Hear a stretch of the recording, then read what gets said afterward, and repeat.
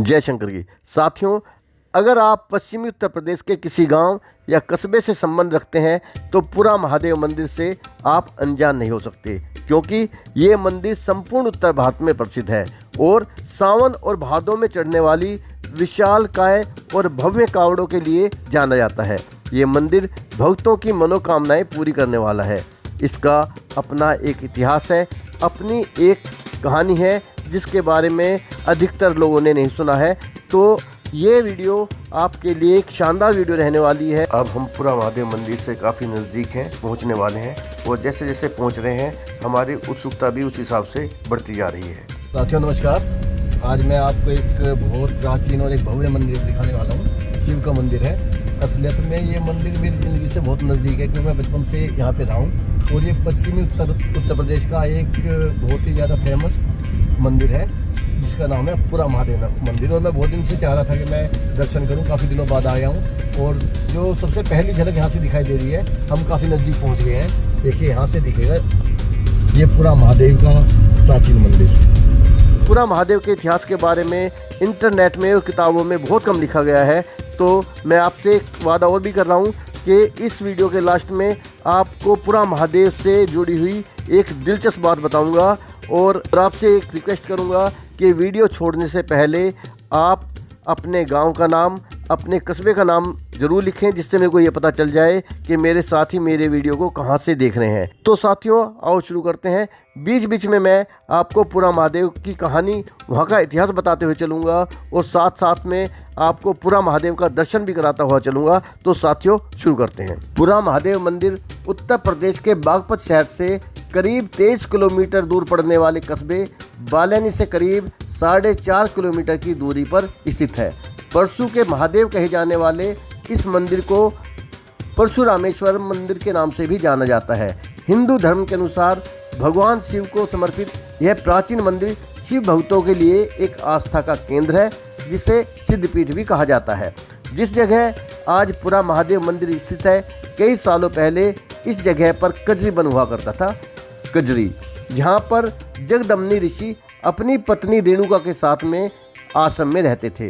रेणुका हर रोज मिट्टी से कच्चा घड़ा बनाकर हिंडन नदी से जल भरकर लाती थी और वह जल भगवान शिव को अर्पित करती थी। हिंडन नदी को पंचतीर्थी और हरनंदी के नाम से भी जाना जाता है। साथियों, पौराणिक कथाओं के अनुसार एक राजा था जिसका नाम सहस्त्रबाहु था। एक दिन वो जंगल में शिकार करते करते कजरी बनके उस आश्रम में पहुंच जाता था जहां ऋषि रहते थे। रेणुका ने अपने पति की अनुपस्थिति में कामधेनु गाय की कृपा से राजा का आदर सम्मान किया, उन्हें दूध और मक्खन खिलाया। लेकिन राजा का मन उस कामधेनु गाय को अपने साथ ले जाने का हुआ, लेकिन राजा अपनी चाल में सफल नहीं हो सका। राजा ने गुस्से में आकर रेणुका को बंदी बना लिया और अपने हस्तिनापुर वाले महल में ले जाकर एक कमरे में बंद कर दिया। जब इस बात का पता सहस्त्रबाहु की महारानी को पता चलता है तो उन्होंने मौका पाते ही रेणुका को महल से मुक्त करवा दिया। जैसे तैसे परेशान होते हुए रेणुका अपने आश्रम पहुंची और अपने पति ऋषि को सारी कहानी सुनाई, लेकिन ऋषि ने रेणुका का साथ देने के बजाय उनके ऊपर ही आरोप लगा दिया और कहा कि तुम एक रात किसी दूसरे पुरुष के महल में रहकर आई हो, तुम्हें अब ये आश्रम हमेशा के लिए छोड़ना होगा।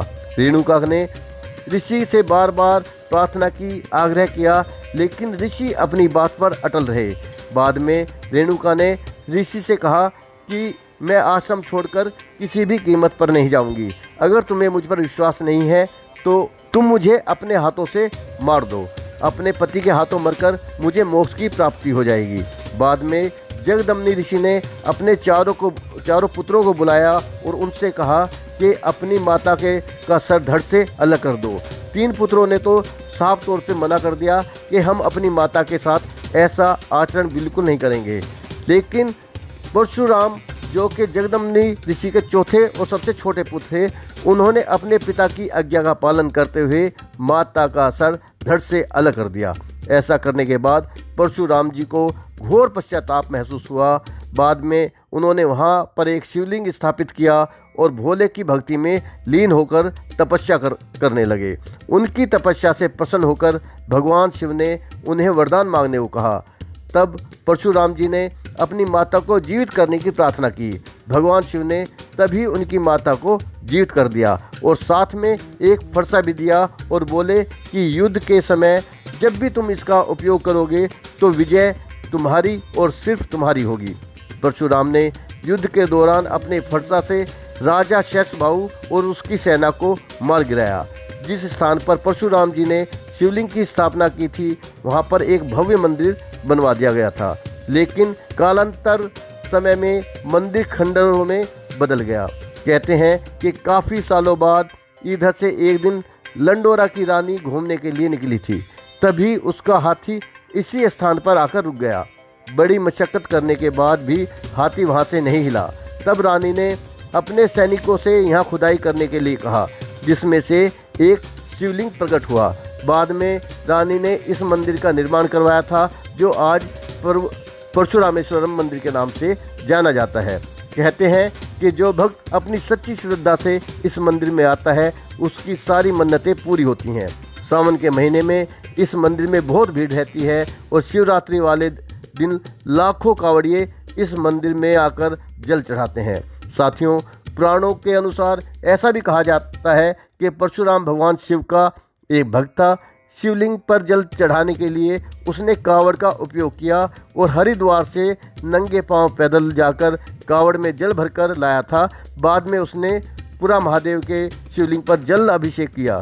क्योंकि ये श्रावण मास में हुआ था, आज भी शिव के भक्त इस महीने में हर साल शिवलिंग पर पवित्र गंगा जल डालने की परंपरा को आगे बढ़ाते रहते हैं। जैसे ही आपने देखा होगा कि लाखों कावड़िए श्रावण के महीने में पूरा महादेव मंदिर पर जल चढ़ाने के लिए आते हैं। साथियों, अगर यहाँ के भूगोल की बात की जाए तो पूरा महादेव मंदिर पहुँचने के लिए आपको सबसे पहले मेरठ या सीधे बागपत आना होगा। मेरठ से मंदिर की दूरी लगभग 30 किलोमीटर की है, जिसमें पहुंचने में 50 मिनट लग जाते हैं। और अगर आप सीधा बागपत आते हैं तो वहां से मंदिर की दूरी करीब 26-27 किलोमीटर की होगी, जिसमें मुश्किल से आपको आधा घंटा लग जाता है। दोनों ही जगह से बस की सुविधाएं उपलब्ध हैं, चाहे तो आप यहां अपनी गाड़ी से भी आ सकते हैं। अच्छा, वीडियो के शुरू में मैंने आपसे एक वादा किया था कि इसके बारे में, पूरा महादेव मंदिर के बारे में मैं आपसे एक दिलचस्प बात करूँगा। तो वो दिलचस्प बात यह है कि पर्यटन मंत्रालय ने बागपत जिले के पूरा महादेव गांव को सर्वश्रेष्ठ पर्यटन गांव चुना है। ये सन 2024 की, मतलब हाल ही पिछले साल की बात है। विश्व पर्यटन दिवस पर यह सम्मान शुक्रवार को विज्ञान भवन नई दिल्ली में आयोजित एक कार्यक्रम में दिया गया था।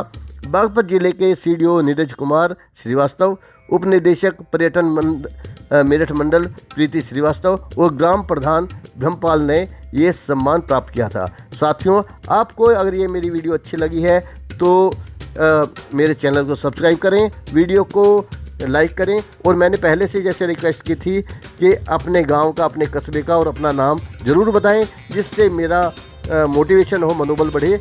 और अपनी किसी पसंद की जगह का नाम बताएं जहां की वीडियो आप देखना चाहते हैं। धन्यवाद। जय हिंद।